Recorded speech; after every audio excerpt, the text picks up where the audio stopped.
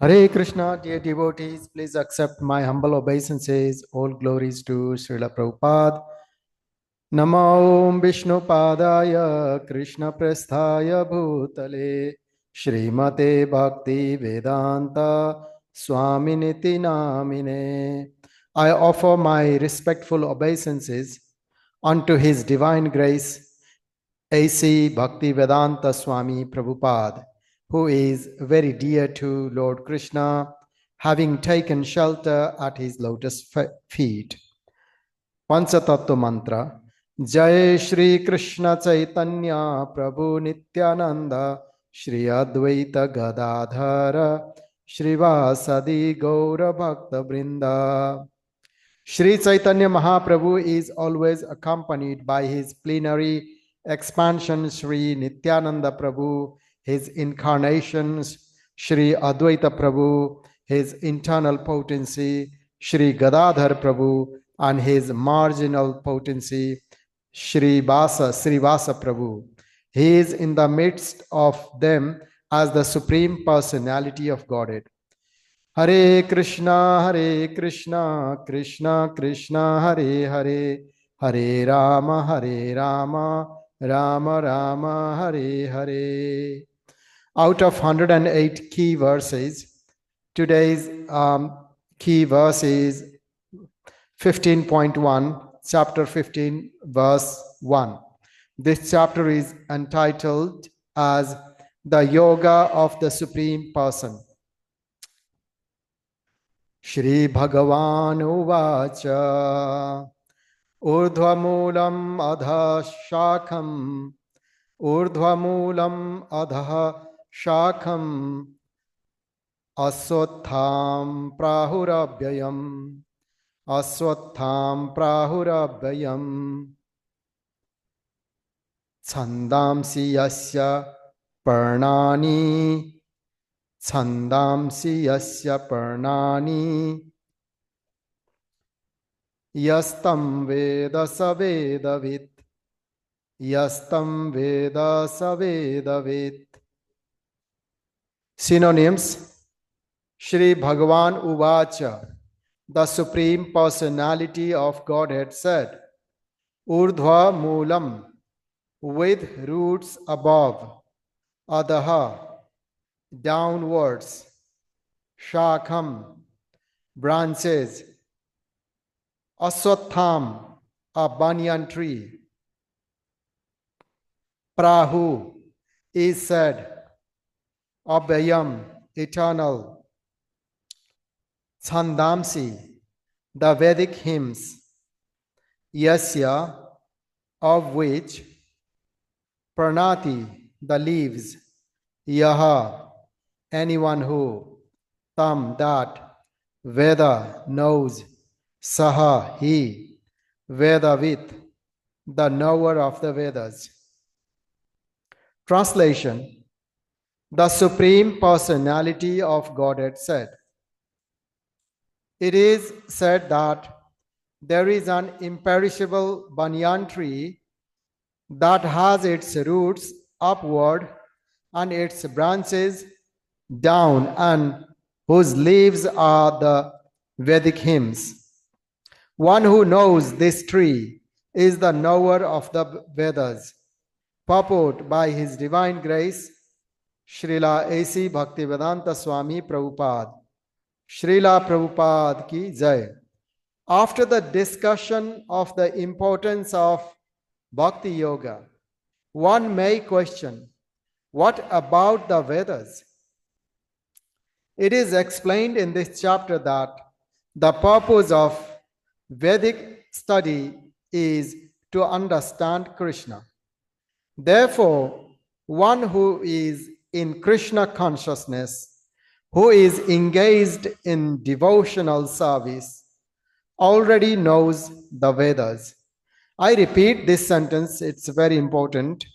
Therefore, one who is in Krishna consciousness, one who is engaged in devotional service, already knows the Vedas. The entanglement of this material world is compared here to a banyan tree.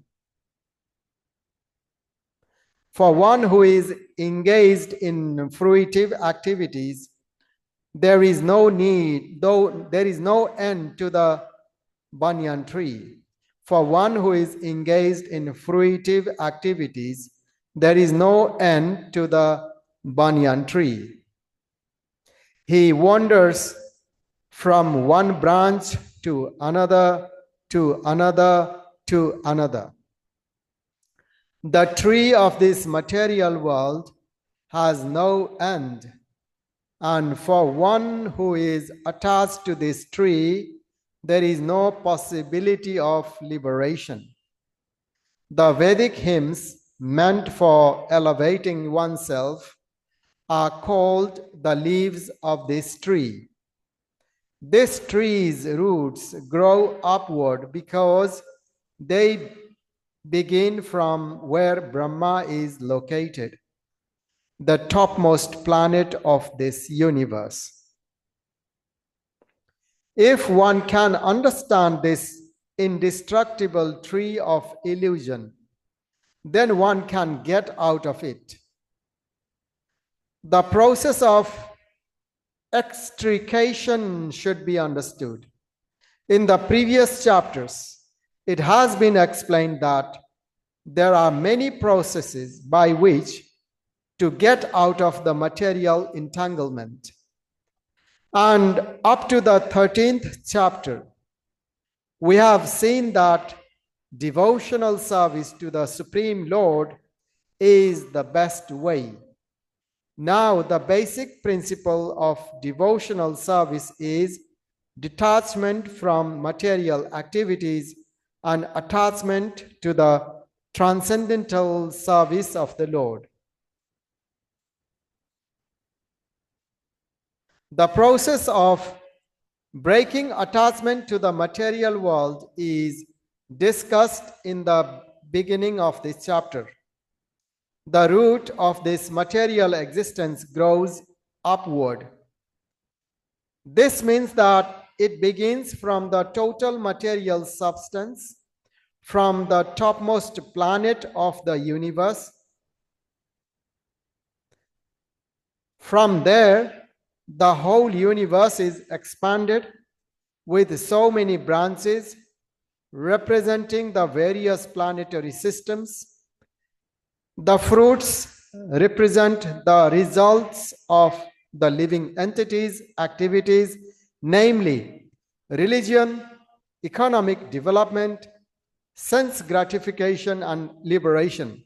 These four aspects one wants to achieve can be translated as dharma, artha, kama, and moksha. Now, there is no ready experience in this world of a tree situated with its branches down and its roots upward, but there is such a thing. That tree can be found beside a reservoir of water. We can see the trees on the bank reflect upon the water with their branches down and roots up. In other words, the tree of this material world is only a reflection of the real tree of the spiritual world.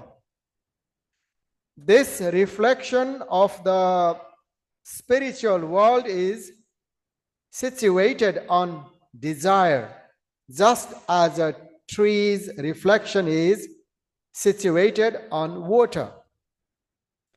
Desire is the cause of things being situated in this reflected material light. By the way, dear devotees, desire here means material desires. Material desires bind us, entangle us to remain in this material world.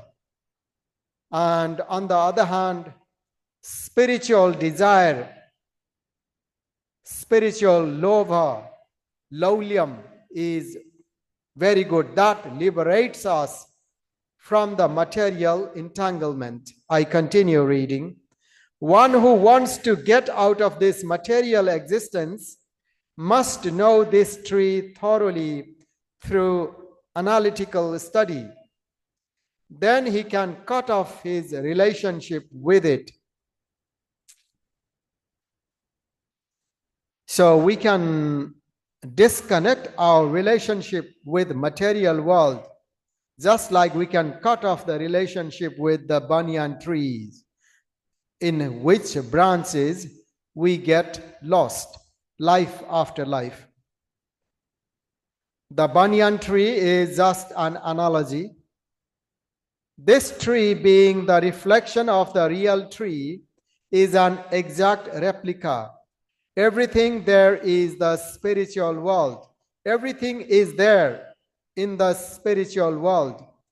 The impersonalists take Brahma to be the root of this material tree, and from the root, according to Sankhya philosophy, come Prakriti, Purusha, then 3 gunas, then the 5 gross elements, Pancha Mahabhut, then the 10 senses, Dasendriya, mind, etc. In this way, they divide up the whole material world into 24 elements. If Brahma is the center of all manifestations, then this material world is a manifestation of the center by 180 degrees, and the other 180 degrees constitute the spiritual world. The material world is the perverted reflection, so the spiritual world must have the same variegatedness, but in reality. The Prakriti is the external energy of the Supreme Lord, and the Purusha is the Supreme Lord himself, and that is explained in Bhagavad Gita. Since this manifestation is material, it is temporary. A reflection is temporary, for it is sometimes seen and sometimes not seen. But the origin from whence the reflection is reflected is eternal. The material reflection of the real tree has to be cut off. When it is said that a person knows the Vedas, it is assumed that he knows how to cut off attachment to this material world. If one knows that process, he actually knows the Vedas. One who is attracted by the ritualistic formulas of the Vedas is attracted by the beautiful green leaves of the tree. He doesn't exactly know the purpose of the Vedas.